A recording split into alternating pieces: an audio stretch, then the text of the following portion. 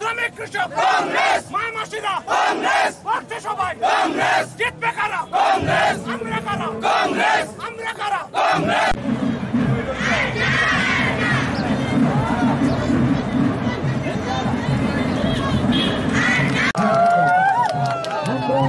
বন্দে মাতরম, বন্দে মাতরম, যুবল বিবেক কাকে করো।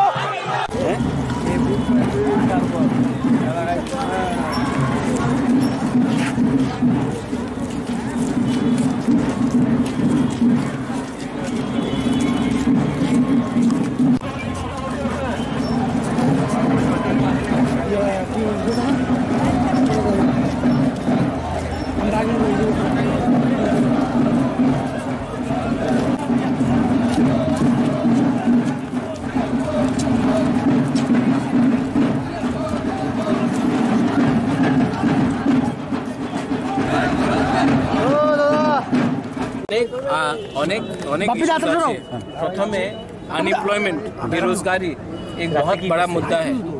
बीजेपी की सरकार जब पावर में आई थी तो उन्होंने कहा था कि वो बेरोजगारी को हटाएगी। उन्होंने ये भी कहा था कि 7th पे कमीशन वो लागू करेंगे। उन्होंने ये कहा था कि एक मिस कॉल देकर आपको नौकरी मिलेगा। आजकल तो वो नंबर तो बंद है। अगर आप जाके देखेंगे उनके विजन डॉक्यूमेंट में तो बीजेपी ने बहुत चीज़ बोले थे जो वो 1 साल में करेंगे। हमारे मुख्यमंत्री कुछ और बोलते हैं, काम कुछ और होता है। अपने इंडिजिनस एरियाज में उन्होंने सीएबी लाया है, वो देश के और अपने इंडिजिनस और मुस्लिम कम्युनिटी के खिलाफ है। फॉरेस्ट बिल में भी यही बात हो रहा है। आईपीएफटी एक अलग भाषा बोल रहा है और बीजेपी एक अलग भाषा बोल रहा है। यहाँ में भी एक कन्फ्यूजन है, वो भी यहाँ के लोगों को क्लियर करना चाहिए। और ये इलेक्शन कांग्रेस सच में लड़ेगी और बीजेपी जुमला में लड़ेगी। इसी के लिए ये इलेक्शन पूरा इंडिया का इलेक्शन नहीं है, ये इलेक्शन त्रिपुरा का इलेक्शन है और ये इलेक्शन लोकल इश्यूज में और लोकल गवर्नेंस में लड़ा जाएगा। এই নির্বাচন সম্পূর্ণ ব্যতিক্রম নির্বাচন। আমার মনে হয় দীর্ঘদিন বাদে যারা কমিউনিস্ট পার্টির পতন চেয়েছিল, কমিউনিস্ট পার্টিকে ক্ষমতা থেকে সরাতে সেটা 25 বছর সময় লেগেছে, কিন্তু পরিবর্তন হয়নি, শুধু মুখ্যমন্ত্রীর পরিবর্তন হয়েছে। সিপিএম যেই জায়গাটায় ছেড়ে চলে গেছে সেখান থেকে মুখ্যমন্ত্রী শুরু করেছেন। সিপিএম যে করাপশনের চূড়ান্ত জায়গায় গিয়েছিল সেখান থেকে করাপশন শুরু হয়েছে। যেখানে সন্ত্রাস ছেড়ে গিয়েছিল সেখানে সেই সন্ত্রাসকে আবার আমাদের এখন সরকার এবং মুখ্যমন্ত্রী হাতিয়ার করেছেন এবং রাজ্যে একটা অরাজকতা চলছে, নৈরাজ্য চলছে। আমরা নিশ্চিত এবারের নির্বাচনে এই দুটো লোকসভা, পূর্ব এবং পশ্চিম দুটো লোকসভা, এবারে আমরা জাতীয় কংগ্রেস এটা নিশ্চিত জিততে চলছে এবং রাহুল গান্ধীজি দেশের প্রধানমন্ত্রী হচ্ছেন এবং আমাদের রাজ্যে আমরা আমাদের সভাপতি মহারাজ প্রদ্যুৎ কিশোর দেববর্মনের নেতৃত্বে এই রাজ্য থেকে 2টো আসন আমরা জাতীয় কংগ্রেসকে এই রাজ্যের মানুষ উপহার দেবে, এটা আমরা নিশ্চিত। এবং যে ধরনের দুর্নীতি, বিশেষ করে বেকারদের নিয়ে আপনারা দেখেছেন, মিস কল করলে চাকরি, সরকার আসার পরে সেই নম্বরে এখন আর কেউ কল করলে খুঁজে পাচ্ছে না। দেখেছেন রেগার মজুরি বলেছিল 340 টাকা করবে, করেনি। 2000 টাকা সোশ্যাল পেনশন করবে, করেনি। এবং সমস্ত ক্ষেত্রে ব্যর্থ এই সরকার। 1 বছরের মধ্যে 1% কাজ হয়নি ইস্তারের, অথচ বলতে 50%, 60% কাজ হয়ে গেছে। সম্পূর্ণ প্রতারণা হচ্ছে এই রাজ্যের জনগণের সঙ্গে, যার প্রতিবাদে এবার এই রাজ্যের জনগণ এক কাট্টা হয়ে জাতীয় কংগ্রেসের প্রার্থীদের দুজনকেই বিপুল ভোটে জয়ী করে দিল্লিতে পাঠাবেন। আপনার এক সময়ের সহকর্মী, রাজনৈতিক সহযোগী, আপনার প্রবল প্রতিদ্বন্দ্বী পশ্চিম ত্রিপুরা আসনে, কি বুঝছেন? আমি কখনো প্রবল প্রতিদ্বন্দ্বী মনে করি না, কারণ এই কারণে মনে করি না আমি এখানে কেউ আমাদের শত্রু নয়। আমাদের ভরসা, বিশ্বাস আছে ত্রিপুরার জনগণের উপর। ওদের বিশ্বাস নেই। গত 3-4 দিনে চারিদিকে যে ধরনের সন্ত্রাস করছে আপনারা দেখবেন, আবার পূর্বের জায়গায় ভারতীয় জনতা পার্টি চলে আসছে, পুনঃমূষিক ভব। আবার সেই 1%-1.5% ভোট থেকে শুরু করেছিল ভারতীয় জনতা পার্টি, আবার সেই জায়গাটায় আসতে চলছে। ওকে, থ্যাংক ইউ।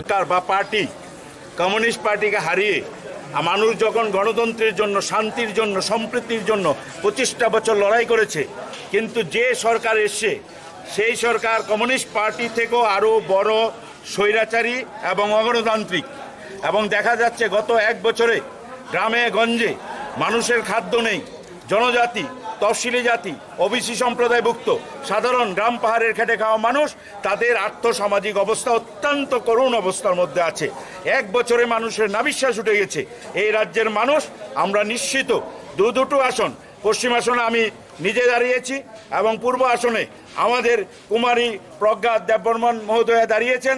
আজকে আমরা আমাদের প্রদেশ সভাপতি শ্রী প্রদ্যুৎ কিশোর দেববর্মন মহারাজ, ওনার নেতৃত্বে আপনারা দেখেছেন যে আকাশ বাতাস কাঁপিয়ে কত হাজার হাজার মানুষ নেমেছে। আমরা বিরোধী দল, আমরা নিঃস্ব, আমাদের হাতে কিছু নেই, তারপরে স্বতঃস্ফূর্তভাবে এই রাজ্যের মানুষ আজকে এই জাতীয় কংগ্রেসের মিছিলে সামিল হয়েছে। আমরা নিশ্চিত দুটো আসন আমরা পেতে চলছি। আমাদের মহারাজ আছেন, উনি বলবেন। सर, आज जो नॉमिनेशन डाल सकते हैं क्या आज के মনোনয়ন পত্র দিয়েছে পশ্চিম আসনে সুবলভূমি, কি মনে হচ্ছে? হ্যাঁ, আমরা অত্যন্ত আশাবাদী এবং আমাদের দৃঢ় বিশ্বাস সুবলবাবু পাস করবে, কারণ সুবলবাবু হেভি ওয়েট নেতা। হ্যাঁ, উনি সবসময় কংগ্রেস করতেন, হয়তো মাঝখান দিয়ে একটু ব্যাকফুটে চলে গিয়েছে, হয়তো তাদের মনে কোনো ব্যথা ছিল, তাই আবার কংগ্রেসে জয়েন করেছে। আমরা আবার নতুন অক্সিজেন পেয়েছি। হ্যাঁ, প্লাস প্রজ্ঞা ম্যাডাম, উনিও খুব ভালো রাজ পরিবারের, ও প্রচুর পরিমাণে ভোট পাবে যদি সুষ্ঠু ভোট হয়, অশৃঙ্খলা না হয়। পাশাপাশি যেটাকে আমরা বলি বিবেক ভোট, ওই রকম যদি ভোট হয় তাহলে নিশ্চিত আমরা দুটো আসন জয়ী হব। তবে একটা জিনিস আমি বলতে চাই, কিছুদিন আগে আমার আপনার খুমলুঙে যখন রাহুল জনসভা হয়েছিল, তখন আমি কিছু কথা বলেছিলাম এক মিডিয়া ভাইয়ের সাথে।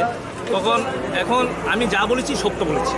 এখন আমাকে হুমকি দিচ্ছে, ধমকি দিচ্ছে, আমার ফোনে ফোন করছে, SMS করছে, আমাকে মারবে, পিটবে, কাটবে। দেখেন, গণতন্ত্র রাজনীতি সবারই উচিত, হ্যাঁ, গণতান্ত্রিক মাধ্যমে কাজ করা। কিন্তু এখন আমাকে এই যে হুমকি ধমকি দিচ্ছে, আমাকে মারবে, আমার বাড়িতে এসে শাসিয়েছে, তা থেকে পল্লব বিশ্বাসকে রোকা যাবে না। কারণ আমার রক্তটা কংগ্রেসের, আর যারা আমাকে হুমকি দিচ্ছে তারাও তো কংগ্রেসই ছিল, এখন বিজেপি। কিন্তু ওদের তো উচিত যে আমি এখন আমার একটা ভাইকে মারবো, একসাথে চলে, আমরা এক সময় কাজ করছি কংগ্রেসের, আমি এখন আজকে বিজেপি হয়েছি, তাই আমি দাদাকে মারবো, ভাইকে মারবো। হ্যাঁ, কিন্তু এটা তো ঠিক না। গণতান্ত্রিক মাধ্যমে যে যেদিকে ভালোবাসে তাকেই ভোট দেবে। এটা মারধর করে তো এটা রোকা যায় না। তবে আমি বলতে চাই, এখন তোমরা আমাকে মারছো, আমার দুর্দিন, আমার পাশে কেউ নেই, ঠিক আছে, আমি মাথা ব্যথে মার খাবো। 93 থেকে মার খেয়ে এসেছি, এখন অবধি হ্যাঁ খাচ্ছি, আরও খাবো।